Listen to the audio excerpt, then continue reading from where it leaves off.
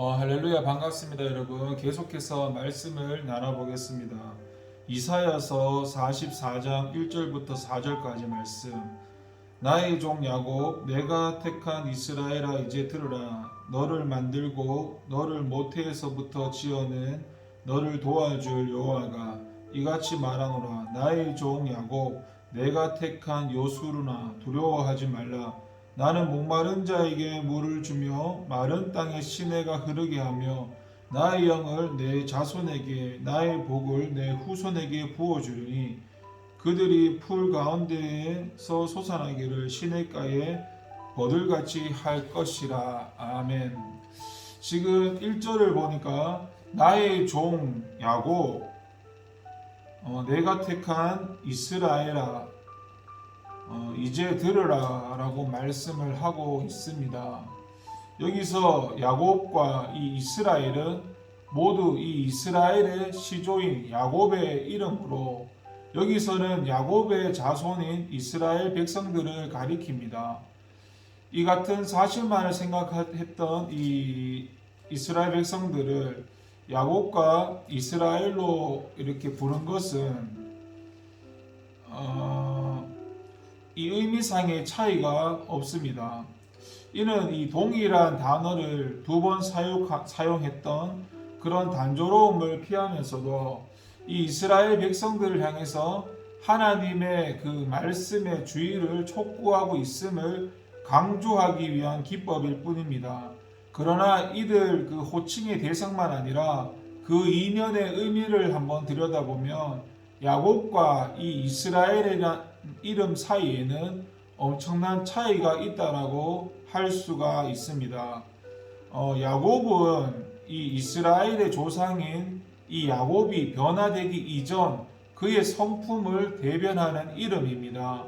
그 이름의 뜻이 발 뒤꿈치를 잡다라는 입니다. 이는 야곱이 그 어미의 모태에서 나올 때 그 쌍둥이 형인 에서의 발꿈치를 잡고 나온 데서 붙여진 이름입니다. 그가 형 에서의 발꿈치를 잡고 나왔다라는 것은 그 어미의 뱃속에서부터 장자로 태어나기를 이 간절히 열망하였다는 것과 그것을 자신의 힘과 의지로 이루려고 하였다는 것을 반영하여 줍니다. 일찍이 하나님은 에서와 야곱이 리브가의 뱃속에 잉태되었을 때에 큰 자가 어린 자를 섬길 것이라고 창세기 25장 23절에 말씀하셨습니다. 그래서 야곱은 하나님의 방법과 뜻만 좋아도 그 같은 축복을 누리게 될 것이었습니다. 그런데 그는 자신의 의지와 힘으로 그것을 이루고자 어미의 그 뱃속으로부터 형보다 먼저 나오기 위해서 그렇게 안달하였던 것입니다. 이렇게 형보다 큰 자가 되기 위한 야곱의 야망은 세상에 태어나서도 그대로 이루어졌습니다. 태어날 때 이 에서에게 손수를 빼앗겨 차자가 된 그 야곱은 스스로의 힘으로 장자권을 획득함으로써 에서보다 큰 자가 되고자 하였습니다. 그래서 그는 형 에서가 사냥에서 돌아왔을 때 그렇게 기진한 것을 이용해서 팥죽 한 그릇으로 그 에서로부터 장자권을 양도받았습니다. 그리고 아비 이삭이 장자의 축복을 할 때에는 이삭의 그 눈이 어두운 곳을 이용해 가지고 에서로 변장해서 이삭에게로부터 장자의 축복을 받았습니다. 이렇게 볼 때 야곱은 자신의 목적을 이루기 위해서는 수단과 방법을 가리지 않는 그런 인본주의자의 전형이라고 할 수 있습니다.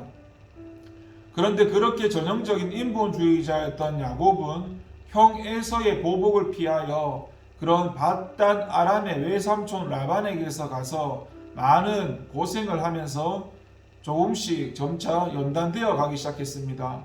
그리고 하나님의 지시에 따라 다시 가나안 땅으로 돌아올 때 그런 압복 강가에서 형 에서를 만날 준비를 하는 그 과정에서 하나님께 온 힘을 기울여 기도해야만 했습니다. 그리고 그 가운데 하나님을 더 깊이 알고 경험함으로 과거의 인본주의적 성품이 완전히 꺾이고 신본주의적 성품을 소유하게 되었습니다. 그때 하나님께서 야곱의 거듭남을 인정하는 표시로 새로 지어주신 이름이 바로 이스라엘입니다. 그래서 야곱과 이스라엘은 동일한 대상을 지칭하지만 그 이면의 의미는 전혀 다른 것입니다. 하나님께서 이스라엘 백성들에 대해서 야곱과 이스라엘로 번갈아 부르시는 것은 어쩌면 이러한 사실을 염두에 두고 그들이 야곱의 성품에서 이스라엘 성품으로 변화되기를 바라는 마음을 나타낸 것이라고 할 수 있습니다. 이스라엘 백성들이 하나님의 징계를 받고 이방 나라로 쫓겨나서 70년이나 포로로 살아간 것도 하나님 앞에서 신본주의적 삶을 살지 못하고 인본주의적 삶을 살았기 때문입니다. 그런데 우리가 여기서 기억해야 할 것은 오늘날 저와 여러분도 야곱에서 이스라엘로 이렇게 성화되기 위해서 힘써야 한다는 것입니다. 우리가 하나님께 부르심을 받은 그 시초에는 모두 야곱과 같은 존재일 수밖에 없습니다. 처음부터 하나님만을 붙들고 의지하고 죄 없이 허물 없이 그렇게 완전한 삶을 사는 자는 없다고 해도 과언이 아닙니다. 그리고 어쩌면 이것은 당연한 일입니다. 하지만 신앙의 연륜이 쌓여감에도 불구하고 여전히 이기적이고 인본적이며 죄악된 삶을 고집한다면 이는 잘못된 것이라고 할 수가 있습니다. 여러분, 우리는 이 신앙의 연륜이 쌓여갈수록 야곱에서 점차 이스라엘로 변화되어야 합니다. 그러한 성화의 과정을 거칠 때 우리는 참으로 하나님의 구원에 합당한 자로 그렇게 우뚝 서게 될 것이며 우리 자신에게만 아니라 타인들에게 유익을 끼치는 삶을 살게 될 것입니다. 무엇보다도 궁극적으로 우리를 구원하시며 돌보시고 이끄시는 하나님에게 영광을 돌리는 아름다운 삶을 살게 될 것입니다.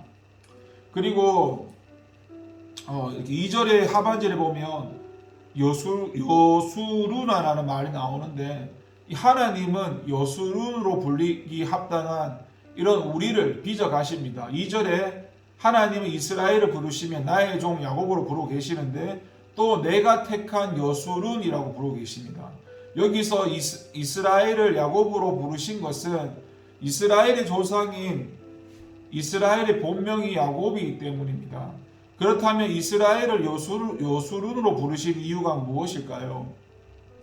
그 이유를 알기 위해서 먼저 여수른의 그 의미가 뭔지를 알아야 됩니다.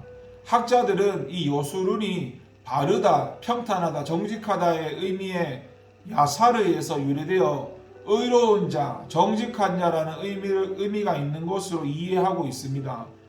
이를 감안해 볼 때 하나님은 지금 이스라엘을 의로운 자 또는 정직한 자로 부르고 계신 것입니다. 그렇다면 생각을 해봐야 됩니다. 여러분, 이 이스라엘이 정말로 의로운 자나 정직한 자로 불릴 만한 자들이었나요? 43장 22절 이하를 보시면 이스라엘은 하나님의 백성이요 종이면서도 하나님을 공경하지 않았고 그들에게는 하나님을 예배해야 할 의무가 있었지만 하나님을 예배하지 않았습니다. 그들은 도리어 하나님 앞에서 죄를 행해서 하나님을 수고롭게 하고 괴롭게 하였습니다. 여러분, 이스라엘이 왜 나라를 잃고 바벨론의 포로 신세가 되어야 했습니까? 그들이 하나님 앞에서 의롭지 못하고 정직하지 못했기 때문입니다. 그런데 하나님은 그러한 이스라엘 행에서 내가 택한 요수르나라고 부르고 계십니다. 이는 그들이 의로워서 정직해서 그래서가 아닙니다. 하나님께서는 이스라엘을 요수르로 부르신 데에는 두 가지 이유가 있다라고 할 수 있습니다. 첫째는 하나님께서 야곱과 같이 교활하고 의롭지 못하였던 이스라엘, 그래서 하나님의 징계를 받고 이방 땅에서 포로 생활을 할 수밖에 없었던 그들을 의로운 자로 만들어 가실 것을 시사하기 위함이라고 할 수 있고, 둘째는 이스라엘 자신들이 그런 의로운 자가 되기를 간절히 바라시는 하나님의 뜻에 따라 의로운 자가 되기를 힘써야 함을 교훈하시기 위함이라고 할 수 있습니다. 결국 하나님께서는 이스라엘을 요수룬으로 부르신 것은 이스라엘이 의로운 자가 되어야 한다는 사실을 강조하기 위함이라고 할 수가 있습니다. 이스라엘은 하나님께서 요수룬으로 만들기 위해서 만민 중에서 택하신 민족이었습니다. 그들은 하나님에 의해 요수룬이 되어야 했고 스스로도 요수룬이 되기 위하여 부지런히 노력해야 하였습니다. 그런데 이는 오늘 우리 성도들에게 동일하게 적용되는 일이기도 합니다. 저와 여러분, 우리를 하나님은 성도라고 부릅니다. 성도, 이 거룩한 자 또는 의로운 자라고도 부르시는 겁니다. 말하자면 이 성도는 요수룬과 같은 거의 같은 말입니다. 그렇다면 저와 여러분, 우리가 성도라고 불릴 만한 자격이 있습니까? 우리가 의로운 자입니까? 아닙니다. 우리가 그리스도의 구속 사역으로 말미암아 의롭다함을 받은 건 사실이지만 우리 자체가 의로운 것은 아닙니다. 오히려 의로움보다도 죄와 허물로 얼룩진 삶을 사는 게 우리의 현 주소입니다. 그런데도 하나님은 왜 우리를 성도라고 부르십니까? 그것은 우선은 하나님께서 우리를 성령을 통해서 기필코 의로운 자로 만들어 가실 것이기 때문이라고 할 수 있습니다. 또 우리에게 의로운 자가 되기를 소원하시기 때문이라고 할 수 있습니다. 저와 여러분은 하나님은 내가 거룩하니 너희도 거룩하라고 하나님이 요구하십니다. 그래서 우리는 성도라는 이름에 부끄럽지 않도록 우리를 성화시켜 가시는 성령님을 의지해서 의로운 자가 되기를 힘써야 합니다. 성도는 하나님께서 요수룬으로 만드시기 위해서 그렇게 만민 가운데서 택하신 자들이라는 사실을 잊지 말고 그의 부합된 삶과 그 이름에 합당하고 의롭고 정직한 삶을 그렇게 살기에 우리가 힘써야 할 것입니다. 그리고 이 교회는 이런 풍성한 생명력을 간직하기 위해서 오직 성령의 충만함을 덧입어야 합니다. 3절과 4절을 보면 나는 목마른 자에게 물을 주며 마른 땅에 시내가 흐르게 하며 나의 영을 내 자손에게 나의 복을 내 후손에게 부어주리니 그들이 풀 가운데서 솟아나기를 시냇가의 버들같이 할 것이라고 하였습니다. 이것이 1차적으로는 이스라엘의 회복과 번성, 이스라엘의 재창조에 대한 예언이라고 할 수 있습니다. 이렇게 보면 목마른 자, 마른 땅은 나라를 잃고 이방의 포로가 되어서 아무런 소망도 가질 수 없었던 이스라엘을 상징합니다. 이스라엘은 그렇게 뜨거운 사망을 가다가 물이 없어서 갈증으로 인해서 탈진한 사람과 같았으며 오랫동안 비가 내리지 않아서 완전히 말라서 굳은 땅과 같이 되었습니다. 왜 그렇게 되었습니까? 그것은 그들이 생명의 근원이신 하나님과 단절되어 하나님의 은혜를 입지 못하였기 때문입니다. 하나님은 이스라엘을 모태에서 지으신 분이었습니다. 다시 말해서 하나님은 이스라엘에 있어서 존재 근원 자체였습니다. 하나님은 이스라엘의 생명이었고 존재 기반이었으며 능력의 원천이셨습니다. 그래서 이스라엘은 하나님을 의지할 때만 생명력 있는 삶을 살 수 있었고 번영할 수 있었습니다. 그런데 이스라엘은 어떻게 했습니까? 그들은 자신들의 존재 근원이며 능력이었던 하나님을 의지하지 않았습니다. 그들은 생수의 근원 되시는 여호와를 버리고 오히려 터진 웅덩이를 파는 어리석음을 범하였던 것입니다. 그 결과로 그들은 목마른 자와 마른 땅과 같이 되는 운명에 처하게 되었고, 그런데 본문에서 하나님은 바로 그러한 그들에게 물을 주고 시내가 흐르게 하며 당신의 영과 복을 그 후손들에게 주실 것이라고 말씀하고 있는 것입니다. 여기서 물, 시내, 나의 영, 나의 복이란 이런 이스라엘을 회복케 하실 하나님의 은혜를 상징합니다. 그런데 특별히 나의 영을 내 자손에게, 나의 복을 내 후손에게 부어주리니, 이런 말은, 이 말씀은 1차적으로 이스라엘의 회복과 번성을 예언한 것이나 이게 궁극적으로는 성령님을 통해서 하나님의 재창조 사역과 교회의 탄생과 교회 가운데 임재하신 성령의 능력을 통한 생명의 역사가 충족히 예언될 것임을 나타낸 것입니다. 성령이 오시기까지 그 존재 근원인 하나님을 떠난 인류는 목마른 자와 마른 땅과 같았습니다. 사람들의 영혼은 타는 갈증으로 죽는 것과 같았고 아무런 소망도 가질 수가 없었습니다. 그런데 성령이 그리스도 안에서 인간들의 심령에 부어짐으로 말미암아 인간들은 다시금 생명력을 가질 수 있게 된 것입니다. 갈증으로 탈진해서 죽어가는 사람도 물을 마시면 다시 소생의 힘을 얻고 마른 땅에도 물을 풍성하게 공급해주면 다시 생명들을 낼 수 있게 되듯이 죄로 인해서 죽어있던 사람들의 영혼이 그리스도 안에서 성령이 부어짐으로 말미암아 다시금 살아나 생명력을 가지게 된 것입니다. 이는 결국 성령께서 우리 모두의 생명의 원천이며 성장과 성숙, 열매 맺는 삶을 가능케 하는 원천이심을 말해줍니다.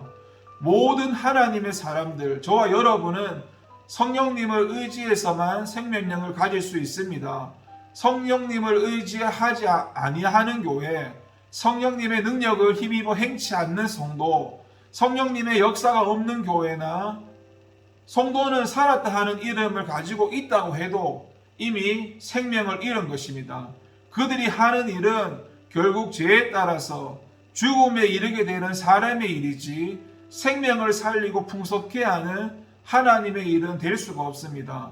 여러분, 하나님께서는 당신과 연합함으로 이스라엘을 구원하시고 생명의 길로 인도하실 것임을 가르쳤듯이 오늘날 우리에게도 당신의 거룩한 영을 부어주셔서 구원의 삶, 생명의 삶을 살도록 이끌고 계십니다. 그저 구원받고 그치는 것이 아닌 그 고갈된 생명을 흡족케 하고 풍성케 역사를 이루어 가도록 하시고자 성령을 부어주시는 것입니다. 이 사실을 명심하고 성령의 충만함을 덧입어 살아가길 소망하고 바랍니다.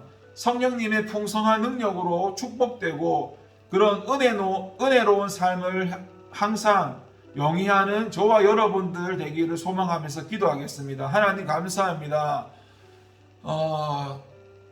죄 가운데 살던 우리를 구원하시고 불러주신 하나님 은혜 감사하고 성령님의 도우심과 은혜 가운데 날마다 주님을 닮아가는 사람들로 더욱 성장해 갈 수 있도록 믿음의 사람들로 성장해 갈 수 있도록 우리를 변화시켜 주시고 함께 해 주세요. 감사드리고 예수님의 이름으로 기도합니다. 아멘. 감사합니다.